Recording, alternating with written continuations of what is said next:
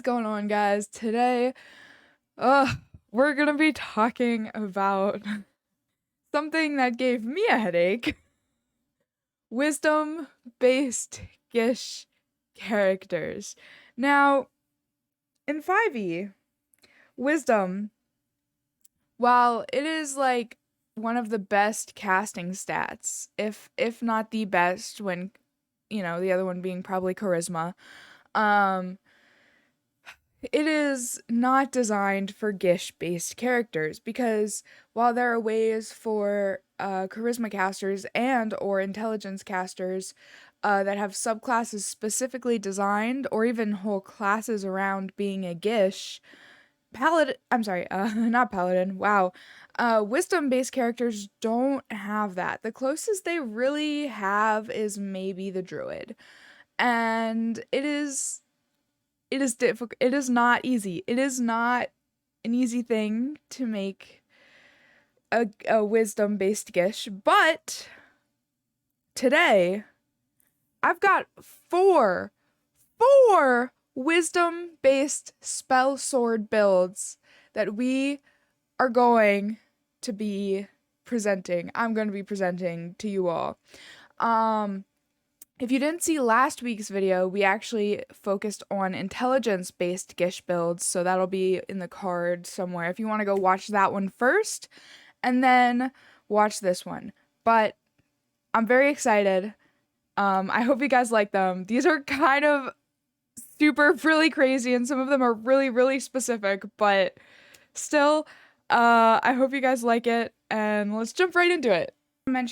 I forgot to mention this. The only way I believed or that I could figure out to be able to use your wisdom for attacking is by using the cantrip Shillelagh or by using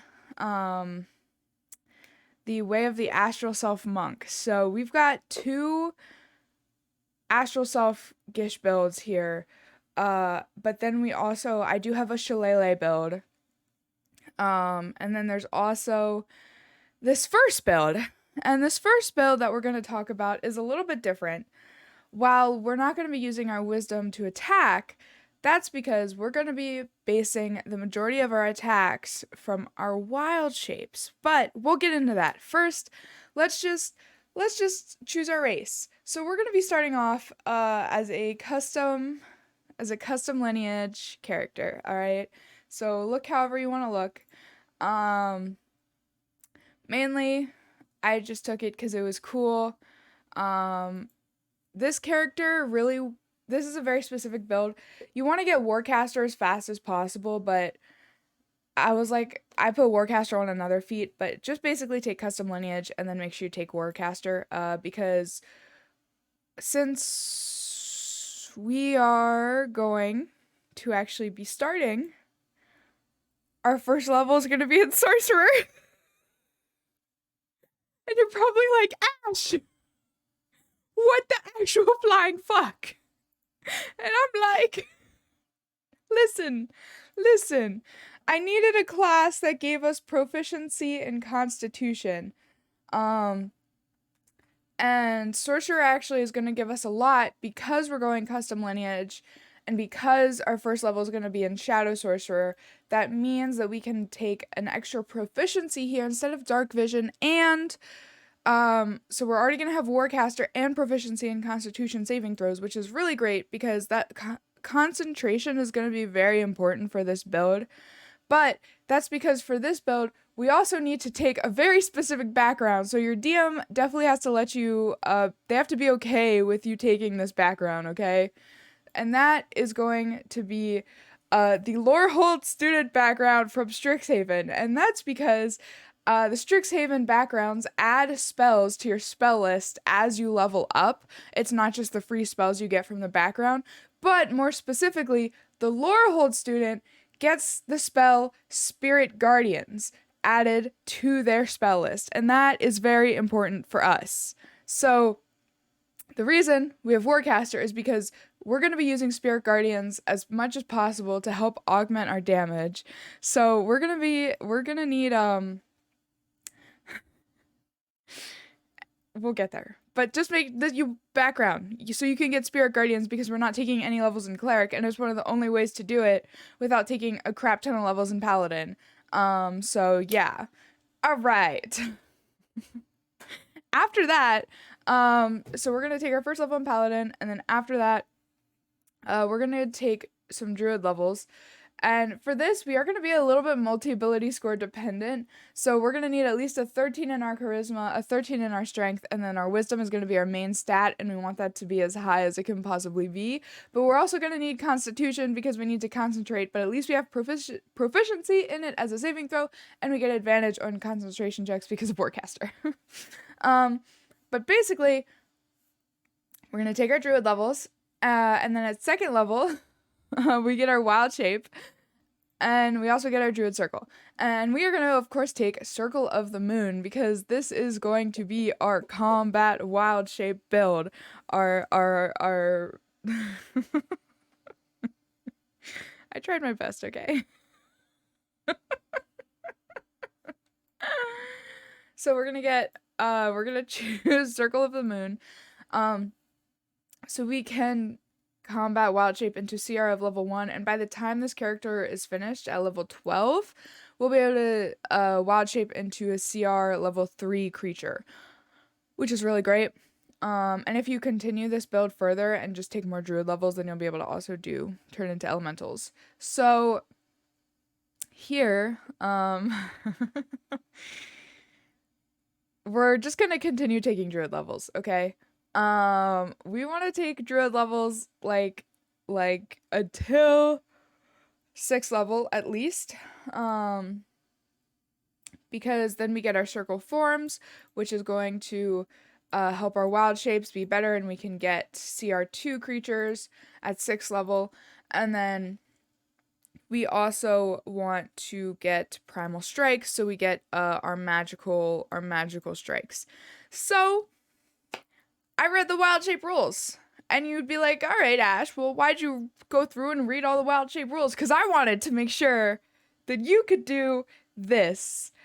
Because after we hit Druid 6th level, you can split here. You can either go into Paladin or take Druid all the way up to 9th level, and then go into Paladin. But I would probably go into Paladin here because this will help our damage boost a lot faster, because at Druid level 5, because we took the Lorehold student, then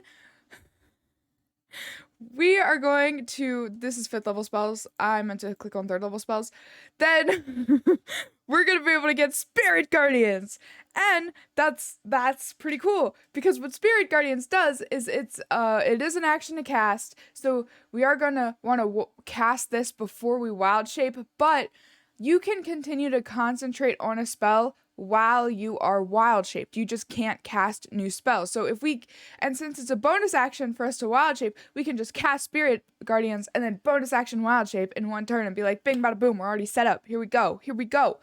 So when you cast this spell, we can designate any number of creatures to be unaffected, which is awesome. But someone that's affected, their speed is halved in the area, and when they enter it for the first time, or a turn starts there, they have to make a wisdom save, and on a failed save, it's 3d8 radiant damage or 3d8 necrotic, and on a success, they take half damage. So that is amazing. And it's a 15-foot. Yeah, it's great. We love Spirit Guardians here, but that's gonna be our go-to. Spirit Guardians is going to be our go-to spell, okay? Like, every combat, we're going to want a Spirit Guardians wild shape. Like, that's how it's going to be. Because after our 6 levels in Druid, then we're going to go to Paladin, and we're going to take 2 levels in Paladin, because, well, we get a fighting style, which is nice, so you can either just take, I just took Blessed Warrior. I didn't really know what to take, but you could take, like protection or I don't know, maybe something else. But, little things like that. Cool. We get Divine Smite. And since we've been a full caster for most of our lives, we have a shit ton more spell slots, right, than normal paladins do. So starting at 2nd level, when you hit a creature with a melee attack, and because it's just a melee attack, when we're wild shaped, our beast forms they're melee attacks. It's usually like unarmed melee attacks. We can expend one spell slot, and this is not smites are not casting a spell. They're just using a spell slot, right? So we can still smite, and so we can wild shape and smite at the same time. So we're going to be wild shaping and smiting with our spirit guardians up, and that is going to be how we're going to do the good, like, most of our damage, right? And the nice thing is we're still a really high level druid. We're still a 9th level. Like, at the end of our build, we're still going to be a 9th level druid, because after we take our paladin levels, we're going to go back to druid and then take our last three levels in druid, which is going to get us our 5th level spells, a higher wild shape level. We can fly in our wild shapes now, and we get a feat. So, like, honestly, the first couple levels of this build are really iffy. Like, they still function because you're still a moon druid, you're still a full caster, you've got lots of awesome spells, so it's still great. But it's the only thing that really is stinky is you are very multiple ability score dependent, but I think it's super cool because you can run around and be a dinosaur with spirit, like, guardians, whatever. You could be a dinosaur with many flying dinosaurs all around you with glowing claws as you smite things. That's so cool. I don't know, I had fun. And while this doesn't use our wisdom to actually make attack rolls, overall, I would personally make sure you're rolling for this. You can use point buy, you can do it. It's not as fun. Anyway, because you need a 13 in strength, 13 charisma, and really high wisdom for this build. But what was I saying? Oh, right. Okay. So overall, it's really great. And I do want to show you guys specifically. I did look at the wild shape forms for this build to make sure that it was going to be good, because I didn't want to do it. And I know because wild shape can fall off, some people feel, at later levels, especially for the moon druids wild shape, because your whole thing is combat wild shape. I wanted to show that there are some, like, wild shapes that are still pretty good, because there's the bristled moorbounder, which is a CR3, which we can transform into. Because it's got an AC of 15. Well, it's not that high. It does have 52 hit points, but it also has a 70-foot speed, which is really awesome. And there's also some cool things you can do. So yeah, and we do have our multi-attack too, and that's the reason we don't need to stay in paladin to get multi-attack, because most of our beast forms have multi-attack already, which is really great. Oh, and there's also a regular moorbounder, which we can get, like, at much earlier levels, which is great. Moorbounders are awesome. I love them. Anyway, some of the dinosaurs are really cool, and really good, to be honest. So I would maybe be like, oh, yes, DM, I studied dinosaurs. That's how I know what these look like. I don't know. That's totally up to your DM. But of course, we've got a classic brown bear. There's also, like, saber-toothed tiger's pretty good. And then there's also the young horizon-back tortoise, because that gets a lot of hit points. But so does the, I don't even know how to pronounce this dinosaur's name. Plesiosaurus? That one. It's really good. It's because it's got a lot of hit points. But so there's some still really good wild shapes, and if you just take it to a couple more druid levels, if you're playing after level 12, of course, then you will also get the elemental forms. So you could be an elemental, and then you could smite. But for this build, that's the wrong button. I do also have some spell recommendations, because we have paladin and sorcerer spells, and our charisma isn't going to be very high. So if you just want spells that don't work off, like, like your ability, like they just happen, then I would recommend silvery barbs and shield for sorcerer, because those are always great. Or absorb elements is another good one if you're trying to be super tanky. And then I did pick command here, but I would probably go for more healing ones, maybe like cure wounds, or like you could also do identify, or searing smite maybe, or one of the smite spells. But yeah, that's that build. It's kind of crazy. It works though. It works. Wisdom-based guild. Wisdom-based Gish. Wild shape build. Numero uno. All right. Hot holy tamales. Let's move on to our next build. Okay, so our next build is going to be the Dampire. We're going to be starting off with the Dampire race. You know them. We love them. I love Dampires. They're great. They're hot. They're sexy. Okay. So this is going to get us a couple things, but we mainly want it because Spider Climb is cool. It's really cool. I know you look at this and you're like, Ash, what the hell is this? And I'm like, I don't know, man. I don't know. Okay. So we're going to actually start off just by taking 1 level in Fighter. Because that's going to get us a fighting style. And we're going to go with our unarmed fighting style because we're going to be punching shit. And then we're also going to get saving throw proficiency in Constitution, which is always helpful when you are doing a Gish-based character. So then after that, we're going to go to Gloomstalker. Sorry, we're going to go to Ranger. And we're going to take 5 levels in Ranger. Well, okay. I thought about this build for a while. And it's not good. Unless, like, actually playing through this build might suck, if I'm being honest. However, Gloomstalker Ranger is still good, but not the best. This is like a build where it's like good at level 12. It's like good, but like before that, you might be struggling a little bit, but that's okay. So you can go monk or ranger here, but I went ranger because I want to get us to extra attack as fast as possible. So we're going to go to ranger. And we're going to get a bunch of stuff. We're going to get another fighting style.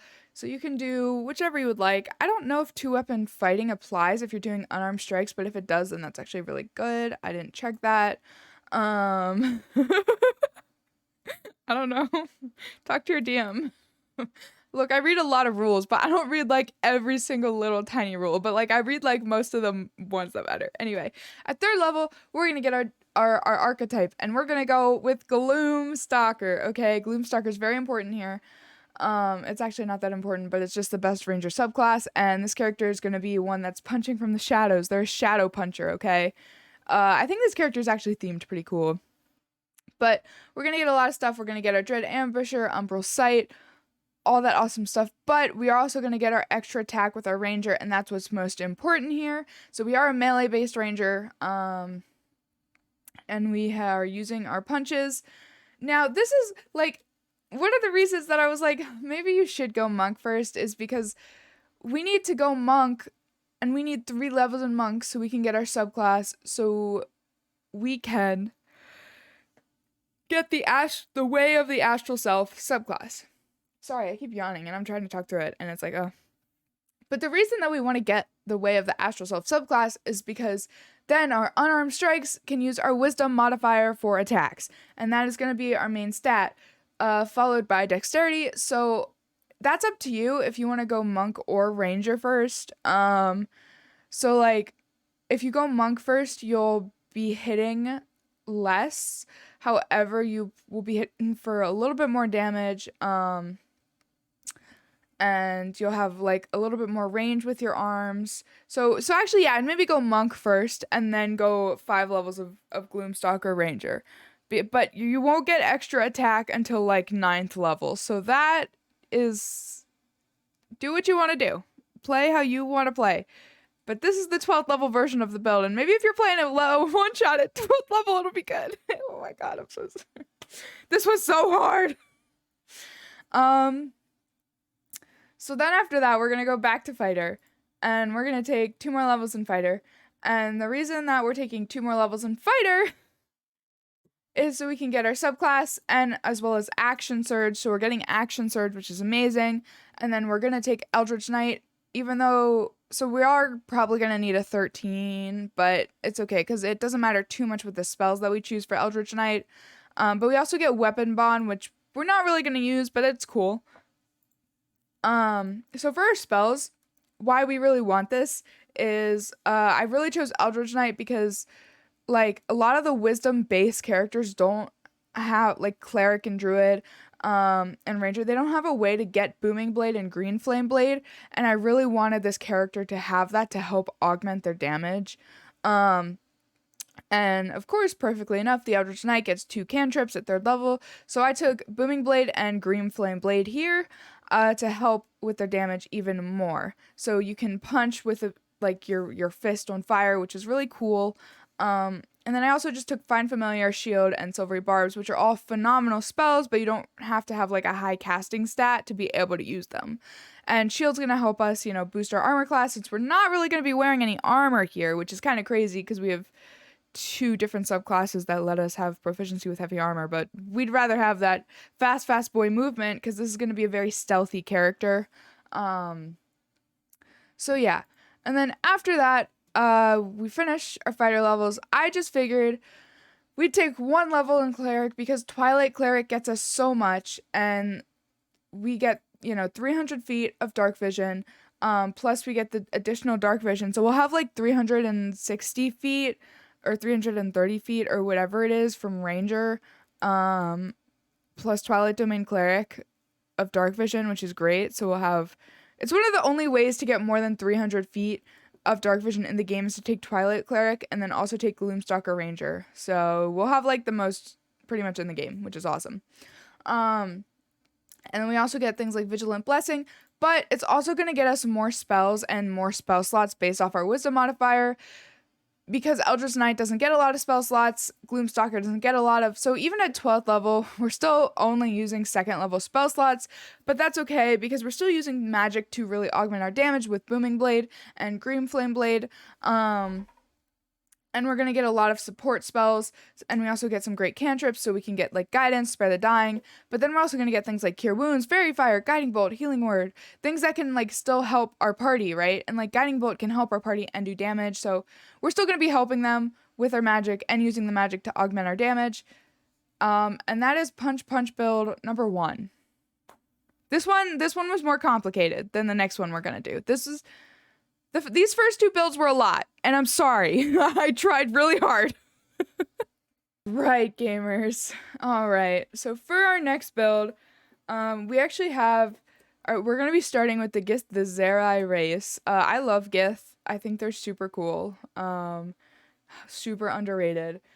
But we're going to be starting with this race because we get the shield spell. We also get, that's the main thing we want, but we also get Detect Thoughts and Mage Hand, which is really awesome. So we get both of those, but the shield spell, great, right? And then we get a bunch of other things. We get resistance to psychic damage, and, you know, we can end saving throws with Charmed Refrain, which is so cool. So, I know, you're like, whoa, this build is way less complicated. There's only 2 classes here. What? This build is what I call a DM's worst nightmare. This is like if you want to give your DM an aneurysm, play this. Like, this is along the lines of like Totem Barbarian, Moon Druid kind of headache level of annoying, I think. So this is, yes. So we're going to be starting off in just 1 level of cleric. And we're going to take Twilight Domain because it gets us so much with just 1 level with our Eyes of the Night, and we get spells and a bunch of cool stuff for just 1 level. And then after that, we're going to be beelining it. We're going to just take 5 levels of Monk, going ham all the way, because we're going to get all of these amazing things. We get our unarmored defense, our key points, our movement, and at 3rd level, we get our subclass. And did you guys know that like Way of the Astral Self lets you like punch with like your wisdom modifier? Did you know that that's like one of the only ways to be able to like really maximize your spell sword damage in like D&D 5? That's crazy. Anyway, we're gonna be choosing Way of the Astral Self. It's like one of the only monk subclasses that we ever use here on this channel, because it's really good because it lets you punch things. Yep. So okay. So the reason this build is so annoying is because you are going to have reach with your arms. And we're going to go to 5th level. So not only do we get extra attack, but we get stunning strike. And you're a cleric. Imagine a cleric with stunning strike. Like, that sounds like my worst nightmare. Like, while you only have 5 key points, that's 5 times that you can try and just stun someone and then, like, heal your party. Or, I don't know, stun someone, hold person. Stun, hold person. Like, there's so many ways that this build, it's so irritating. Oh, wait, there's a cliff. Slow fall. Oh, wait. What's your AC? Oh, your AC is only like 16 because of unarmored defense. Oh, wait. We took Githzerai shield. Oh, wait. This build fucks everything. You want this? Because after... I'm sorry, I gotta stop laughing at myself. Like, you're a stealthy cleric that can get a high AC, that can stun things. It's stupid. This build is stupid. So we're gonna go to cleric, and then we're actually just gonna take the rest of the way cleric, and that's gonna get us a bunch of stuff. We're gonna get our channel divinity, which is gonna... The Twilight domain channel divinity is dumb, and we're also gonna be able to keep our whole party alive, which is insane. With our Twilight Sanctuary. And then we're also going to get a ability score improvement. We're going to get our Destroy Undead. And then at 6th level, because we're cleric, we also get Steps of the Night. So we can draw on the mystical power of the night to see into the air. And as a bonus action, when we're in dim light or darkness, we can magic. So we're... Guys, I want you to know that in dim light or darkness, we have a flying monk. This is a flying... We get a flying... monk with slow fall.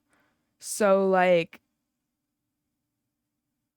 this is good. It's really good by itself, but the ability so we can fly up into the air, and like we don't have to worry about landing on anything once the turn ends because we have slow fall. This is stupid. Why did I build this? This is really good. And like all our punches, as long as we use our key points. So like, I think we do need to use 1 or 2 key points to get our Arms of the Astral Self out, but that's fine. That's still like 3 things that we have to stun people, and our key points come back on a short rest and not a long rest, which is even better. So it's okay.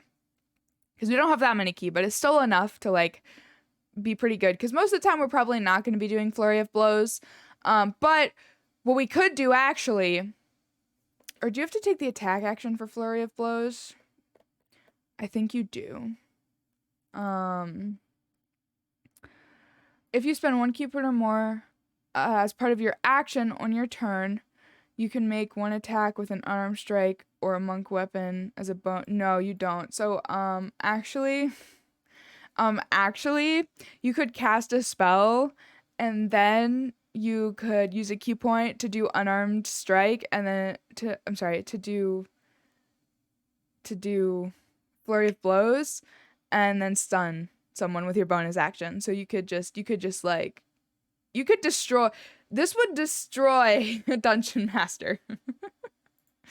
All right. So,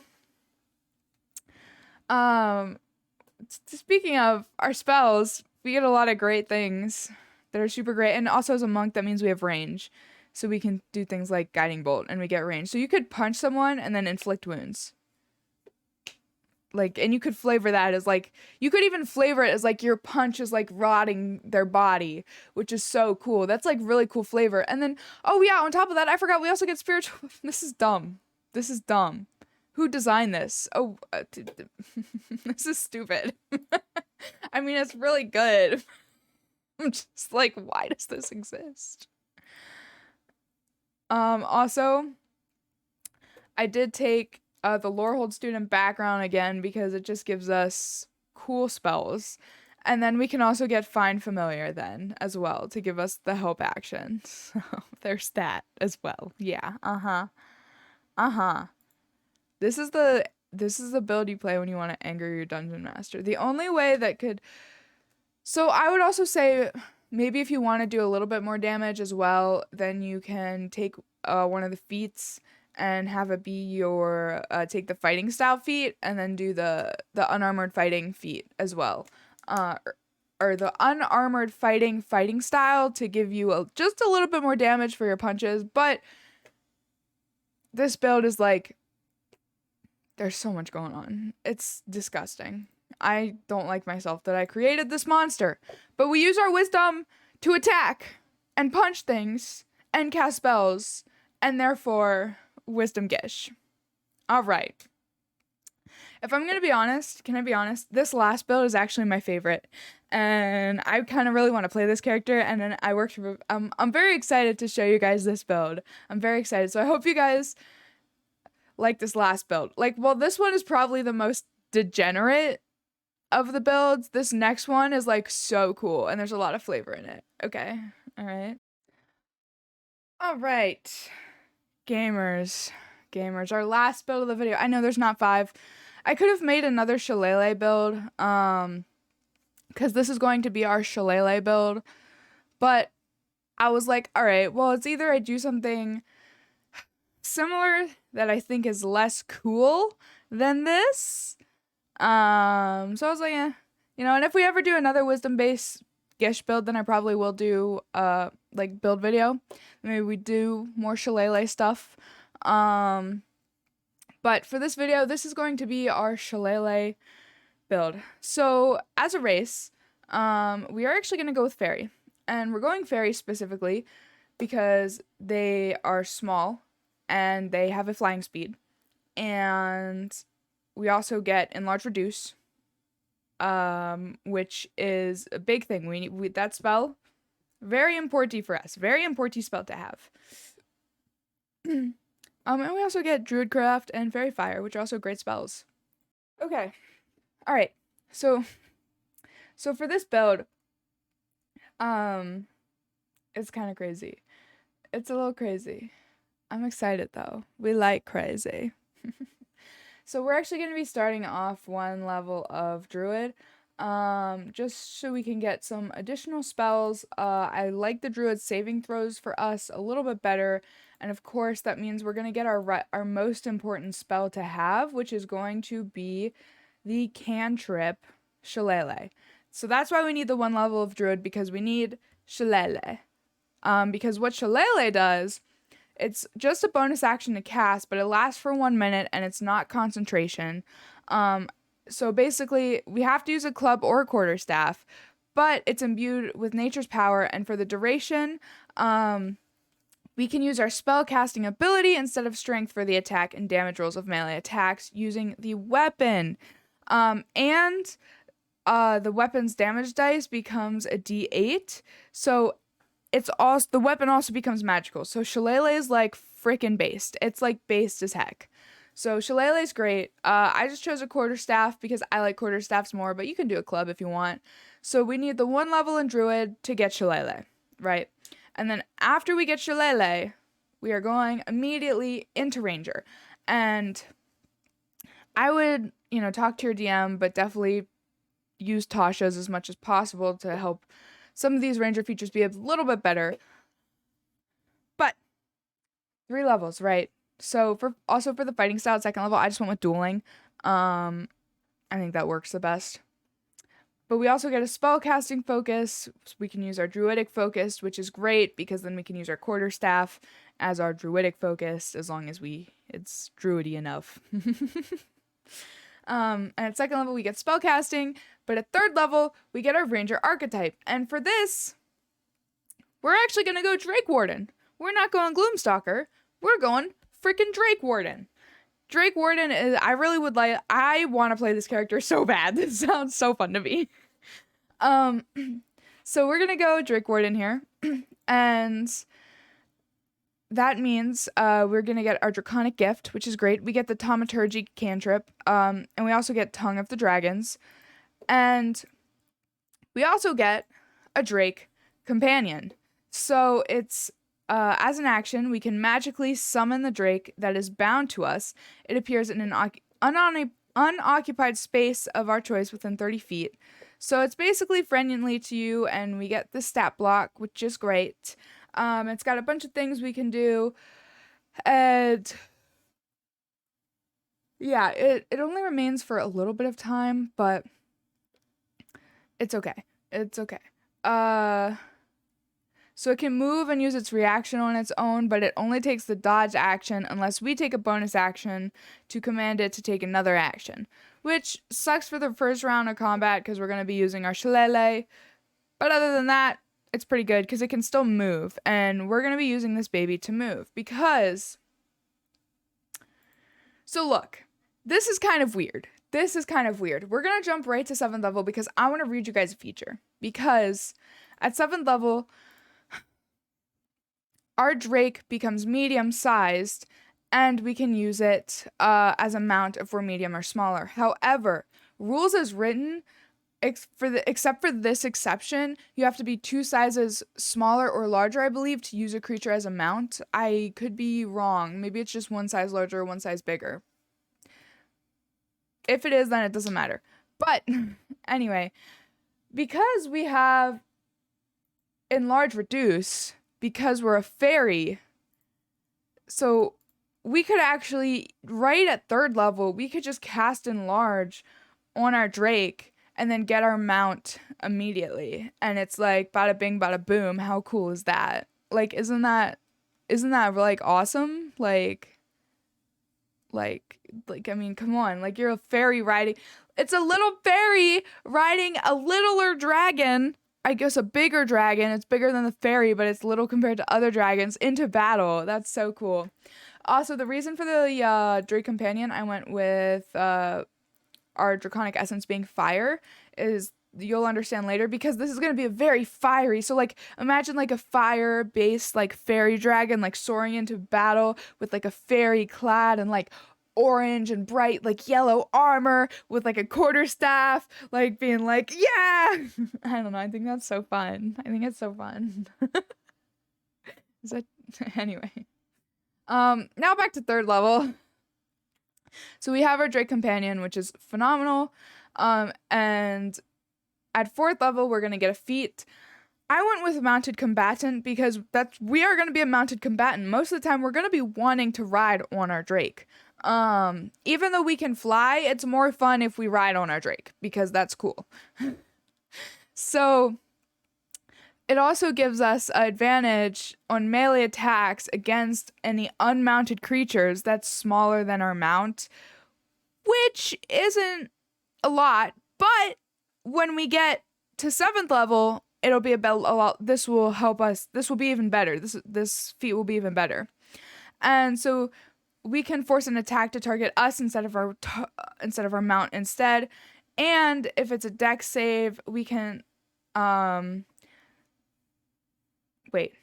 If our mount is subjected to an effect that allows it to make a dex save throw to take only half damage, it instead takes no damage if it succeeds. So yeah. And only half if it fails. So basically we can reduce damage from dex saves, which is one of the most common saves. And then at 5th level, we get our extra attack. So we're going to be attacking twice with our shillelagh. We're going to be going a little like a pop to the face, which is great. And then at 7th level, here's the big one. We get Bond of Fang and Scale. So the bond we share with our Drake intensifies. When we summon it, it grows wings on its back and gains a flying speed equal to its walking speed. In addition, while it's summoned, we get the following benefits. So now we can use it as a mount, but because we have Enlarge Reduce, we can cast Enlarge on it, so then it's a large-sized Drake. And I would argue that if it's large size and we're a small fairy, that like our DM should let us use the flying speed, because that's dumb if we can't, personally. I think if it's large and we're small and we also have a flying speed, so like we could even just like hover above it, you know what I mean? But I just want to look like I'm riding it because that's cool. So I would just talk to your DM, but I'm sure that's fine, to be honest, if you're, yeah. But basically we can have a large dragon. We get a large dragon because Enlarge Reduce is based.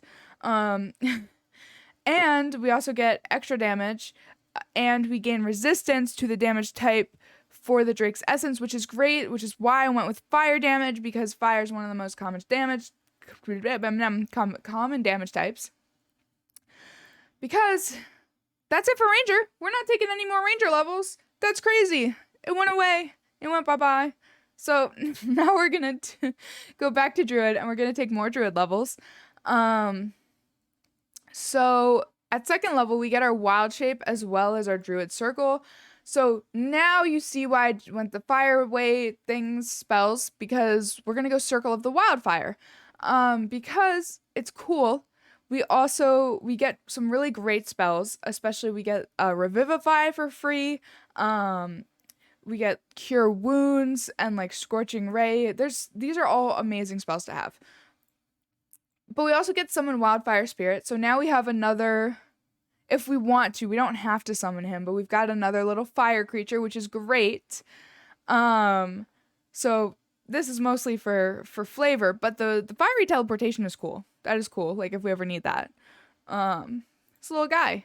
It's another little fire guy. We got lots of fire guys. And you could make this, you could create it so it's like a fiery like dragon spirit, which is cool and it fits, you know.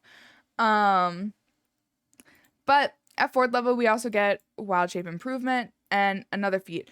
So if your wisdom is low, I would recommend that you bump your wisdom here instead of taking another feat. However, I wanted to show, if you're using the Dragonlance feats, this is really great because you can take Initiate of High Sorcery. And you can not only get green Flame Blade, but you can also get Shield. And both of these are great spells to be able to have. So if you can, I would definitely pick up this feat, because like Green Flame Blade or Booming Blade, either one, is going to help augment our damage quite a bit. And then Shield is phenomenal. It's going to help us not get hit more. And Comprehend Languages, it's just also a nice little spell to have. So that's why I went with the Initiate of High Sorcery for the Solinari school. But yeah. And then one more thing. Our background. I went with Witherbloom Student because we can get Chill Touch, and Druids don't get a lot of too many good damage cantrips, but between Thorn Whip and Chill Touch, it's pretty good, I would say. Plus, it gives us more range. And we can also get a spell. So, like, if we want a nice damage spell, we could do with Chromatic Orb. Or if you want to be crazy, you could get Find Familiar, and then you could have 3 companions and, like, just annoy the shit out of your DM. Like, anyway, I'm gonna stop. I feel like wisdom builds, like, these builds can be very annoying for DMs. Like, it's just a lot of like, why did you make this? But anyway, this build is fun. This build seems like a lot of fun to play, like, you know, like levels 1 through 12, not just like at 12th level. So I like this build a lot. There's a lot of cool flavor. Fire Fairy, Fire Dragon, Fire Spirit, lots of fire. Also, the Elemental Adept feat might be great if you're doing a lot of fire damage. So Elemental Adept is another great feat. There's a lot of feats you might want to take with this build. Yeah, but I would say Elemental Adept, Initiate of the Dragonlance spell feat, Mounted Combatant, and then just getting your Wisdom up, and then of course Warcaster is always great. Those are probably the ones you want to grab with this. Anyway, also for playing this build past level 12, I'd probably just continue a Circle with the Wildfire. Unless like you maybe want 1 or 2 more levels in Ranger, so you can get like the 8th level feat. And maybe whatever's at 9th level, I don't remember. But yeah, other than that, just take Druid levels for most of the way up, right? Which is so you get more spell slots, get a lot more stuff. But if you really want to focus more on your Dragon Companion, then I would just go Ranger the rest of the way. But definitely make sure you get to 5 levels in Druid, because then it's a huge power boost. But yeah, anyway, that's it for this week's video. I hope you guys enjoyed. Thank you so much for all the support. Please remember to like and subscribe, but definitely subscribe. I hope you all have an amazing and wonderful rest of your day. Yeah, bye. I'll see you next week.